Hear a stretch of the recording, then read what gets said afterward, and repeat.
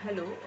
आज माझ्याबरोबर मिसेस भाटकर बसल्या आहे. त्यांना गायनोकॉलॉजिकल प्रॉब्लेम होते.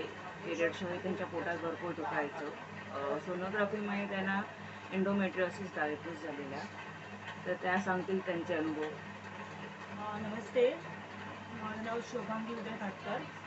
मला यांच्याकडे यायच्या आधी मला एवढा त्रास होत होता सांगू नका. म्हणजे पोटामध्ये दुखत होतं आणि उलट्या, कंबर खूप दुखायची आणि पोटामध्ये अन्न राहायचंच नाही, उलटून जायचं आणि पुरं 15 दिवस पोटामध्ये आणि कंबर खूप दुखायची माझी. तर आता मला खूप फरक पडला आहे.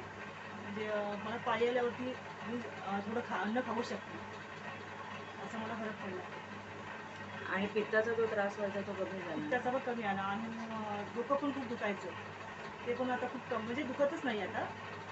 मी तुम्हाला काही डाएट चेंजेस सांगितले, तुम्ही ते फॉलो केल्यानंतर म्हणजे चहा बंद करा, त्याच्यानंतर तुम्हाला बऱ्यापैकी फरक हो पडला. हो हो